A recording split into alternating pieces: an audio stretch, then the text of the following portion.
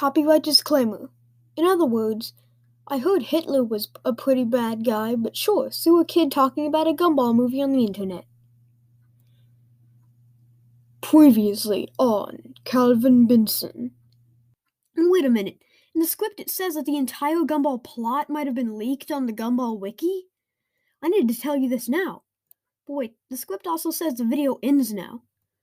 But I don't want to have to end the video here and just make another video about this leaked plot to milk the popularity of these gumball videos. Wait, don't stop recording. So, the gumball movie plot might have actually been leaked. So a few months ago, I made a video about how the gumball movie was announced, and as of the time of this recording, it has almost 600 views. So with all that popularity, I made a second video about the gumball movie release date. And as of recording, it has 1,200 mother-freaking views. So I made another video where I try to piece together the plot of the gumball movie. And at the end of that video, I said that the plot for the gumball movie might have been leaked on the gumball wiki. And that I would make a video about. And this is that video. But if you don't already know about the gumball movie, let Eddie the Explaining Robot tell you. In 2019, The Amazing World of Gumball aired their final episode, and it ended on a cliffhanger. And fans wanted the story to continue, but with all the voice actors and creators saying the show was over, fans wanted them to make a gumball movie. And after 3 years, fans started to think they weren't going to make the gumball movie, but when Cartoon Network did a live stream a lot like E3, called Redraw Your World, they announced they were making a gumball movie. Now back to Calvin. So if you just Google gumball movie plot, there will be lots of results, but if you actually click on them, they all seem fake. And when I was doing research on the last gumball video, I read almost 50 results for the plot, and all of them seemed pretty bad.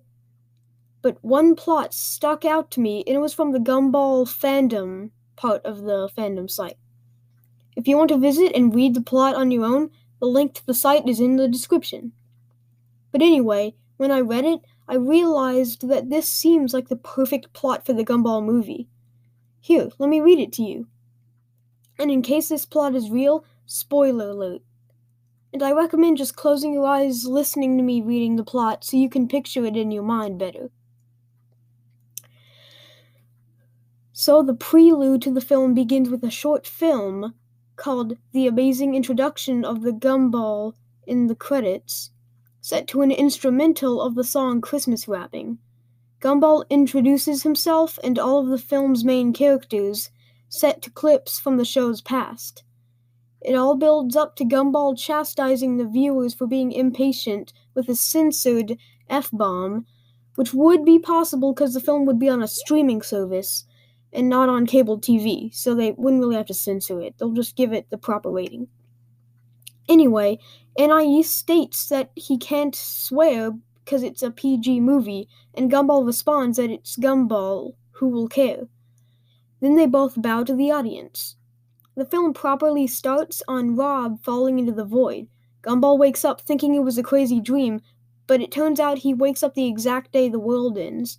He tries to warn Darwin and Anais, but they don't believe him, obviously. They then die to the void as they got sent to detention because Gumball freaked out during the assembly. Darwin and Anais now know what's going to happen as they discover they are trapped in a time loop. They proceed to ditch class by faking illnesses to snoop around Elmore Junior High for more info. Through shenanigans involving goofing around, they end up discovering that someone was plotting to destroy Elmore from the beginning. They end up fighting a mysterious assailant and their thugs. Gumball, Darwin, and Anais proceed to go home to warn their parents. Richard and Anais play a 2-player game while discussing the apocalypse. They then go to the Rainbow Factory and meet up with Nicole. Nicole is appalled that they skipped school, but okay with it upon hearing about the apocalypse and the circumstances. They all go to an arcade to eat lunch. At the arcade, they eat wings and pizza. What was supposed to be relaxing time playing arcade games turns into a nightmare as the mysterious assailant uses his powers to bring all the video game enemies in the arcade to life. which would be a really cool thing. Like, imagine Gumball fighting Pac-Man. The Watersons fight the enemies and succeed. Their success straight up destroyed the arcade. The owners come back and furiously kick out and ban the Watersons. The Watersons head to school to stop Superintendent Evil, aka Evil, from slipping on the peel. Gumball calls out Rob, who doesn't believe him at first until Gumball reminds him of the Banana Joe incident.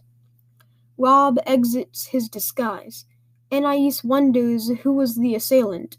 It turns out the assailant is, major spoiler alert, the purple squirrel from the Season 1 Gumball episode, the one that Gumball yelled at. The purple squirrel then states his evil plan to destroy Elmore because no one gave him any attention. Anais disarms the void nuke he was going to use while he was talking, stating, "Someone hasn't seen enough movies." This infuriates Purple Squirrel, who sends the Watersons into the void. He declares them the worst family in Elmore and uses the power of the void to kill them. The Watersons run away from the destruction of the void, referencing the painting Banana Joe's mom made, which I talked about in my last Gumball video. As they are about to get away, Purple Squirrel interrupts them with an upbeat song about he's going to slaughter everyone and destroy the world. That seems pretty funny, actually. He kicks Gumball off a cliff while he hangs on as Purple Squirrel gets away. Gumball falls off the cliff and into the abyss. Gumball ends up falling into a red van. The van shopkeeper greets him while Gumball is still in awe that he's in the Awesome Store. The van shopkeeper tells Gumball that he is the creator of Elmore and goes into detail on why Purple Squirrel is so screwed up and his reasons to destroy Elmore before him. The van shopkeeper was a former advertising agent who pitched mascots, but all of them were rejected by his bosses for appealing to the family demographic more than kids. Dejected, he brought a magic notebook, which brought to life the mascots and the town, and they now resigned in Elmore, a town of possibilities. Purple Squirrel was the first Elmorian, and the fact that the shopkeeper focused more on nurturing Elmore over him poisoned his view on everyone and everything. In a heated argument, Purple Squirrel gave the shopkeeper a nasty scar, so he temporarily wiped his memory. The van shopkeeper will destroy Elmore as it lasted long enough. Gumball now realizes he has to save the world. But before we continue, if you've enjoyed this video, and let's be honest, you probably do, why not watch some of my other videos? Like where I review every Simpsons episode ever, or my video where I save the internet, or the video where my mom tries to guess the names of Smash Brothers characters. I guarantee you'll love them. And while you're at it, why not subscribe? All you have to do is just click a big red button, and my self-esteem will be increased drastically. And speaking of my self-esteem, thank you, Catherine Darrow, 0750, I can't read that. Chef Henry Cooks, Not Sus, Snow UWU, Gumball Watterson Fan Channel, and especially Mac. Thank you all so freaking much. If you want to subscribe to these users, links to their channels are in the description. Now back to the plot. Before returning, Gumball is asked about a picture involving him and his classmates and if it would make a good cartoon. Gumball states that, yeah, he loves cartoons. This touches the van shopkeeper's heart and makes him go against ending the world. Gumball snarks about that and gets smacked with a cane. He is then thrown at a void portal. Gumball and his family, having reunited, go to Purple Squirrel's lair to stop him. Purple Squirrel rudely greets Gumball before Gumball suggests friendship as a solution. Purple Squirrel smacks Gumball off a cliff and uses the universal remote to get to him. Gumball and Purple Squirrel fight to the death in parodies of TV shows, most notably Gumball traveling to a bunch of Cartoon Network shows, before ending on a near shot-for-shot parody of the Home Shopping Network Katana incident where Purple Squirrel nearly dies. Back in the void, he summons Gumball's worst enemy, Rob. He proceeds to throw an anklet on Rob and puts on a void reality helmet to control him. Gumball grabs a beam katana and fights Rob wielding the universal remote. All of a sudden, the budget drops where Gumball and Rob can only speak in text-to-speech. Anais, Nicole, and Purple Squirrel are speaking in different languages, and all the action is replaced with words. Purple Squirrel, even more irritated with the film's lack of budget, sends Gumball and Rob to the advanced void. Gumball wonders where he could be while snarking about the writers. He finds what looks like Rob's dead body. Gumball has a mental breakdown, wondering if he killed Rob and blaming himself for not being kind enough. Rob turns out not to be dead. Shock, shock. To his relief.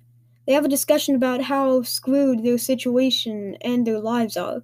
Gumball tries to find the good, but Rob becomes more depressed. Gumball acknowledges how he was a bit of a jerk and how none of this would have happened without him.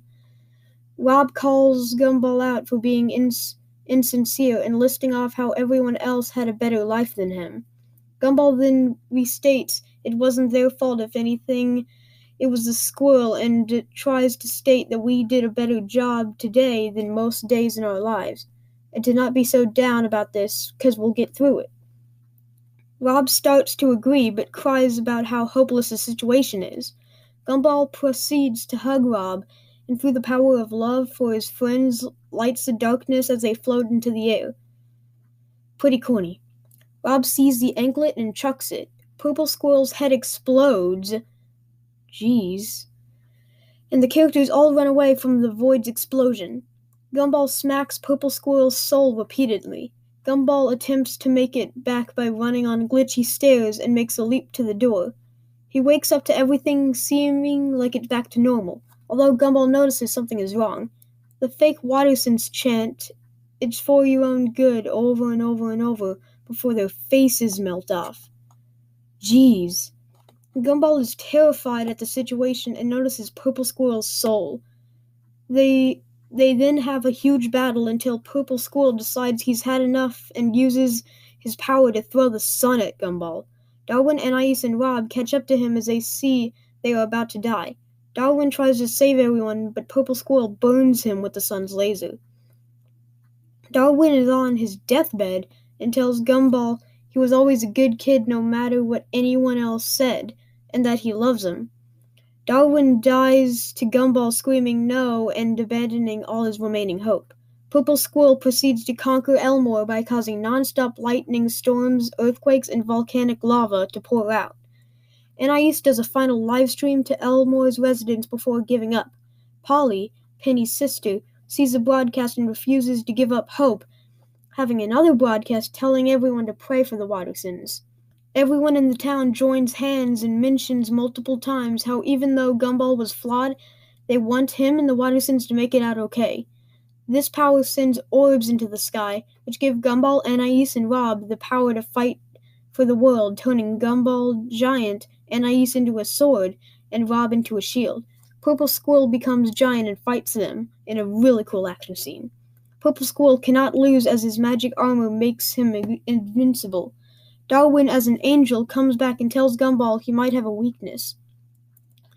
To the discontent of everyone, Gumball suggests stripping Purple Squirrel of all his armor in the creepiest way possible. Turns out the plan actually works. Purple Squirrel uses his remaining power to call upon every single villain in the entire Gumball TV series to fight the Wattersons, while Gumball does the same to summon his own cinematic universe team-up of every good guy throughout all of the Gumball series. The armies have a massive war as Gumball and Purple Squirrel engage in their final battle. G-Warp shows up as a Cthulhu-sized deity and annihilates the remaining city of Elmore by saying, "Gwarp." After various over-the-top joke battles involving JRPG, Gumball, and Darwin versus the Game Child, Anais in a Daisy the Donkey fighting mech playset, fighting the show's writers, Gumball from Cartoon Network Battle Crashers versus the obviously placed Shrub, and younger Gumball and younger Darwin versus Daisy the Donkey, and Gumball, after a long bloody battle and power of kindness, kills Purple Squirrel by stealing his universal remote blade and impaling him. Jeez, as they fall to the ground. He then states what an amazing world before dying as Gumball is flung through a void portal and into the stairs of his house. Everyone tries to celebrate, but no one can get past the fact Darwin died. As everyone cries, Darwin came back to life long before the crying.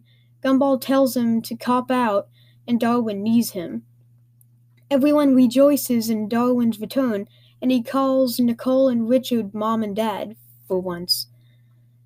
Everybody is incredibly happy that after all the heck everyone went through, the world and Darwin were saved. We cut to 10 years later, Gumball, voiced by Logan Grove, I think, which he states to a brighter future holding a bottle of orange soda, and everyone yells to a brighter future and toasts glasses. Everyone laughs as we zoom out to the window and pan upwards to the end. So, that might have actually been the plot for the Gumball movie. But keep in mind, this is nowhere near confirmed, and for all we know, this plot could be entirely fake. But after reading it, it seems like it would make a really good movie. With really fluid animation and great voice acting, I think it would be really good. Tell me in the comments what you think of this plot. So anyway, thanks for watching. Please like and subscribe to increase my self-esteem, and after reading that comment by Mac, I've decided to make a new series called Cartoon Network Direct, a parody of Nintendo Directs where I talk about recent Cartoon Network news. The first Cartoon Network Direct video will be coming out very soon. Bye!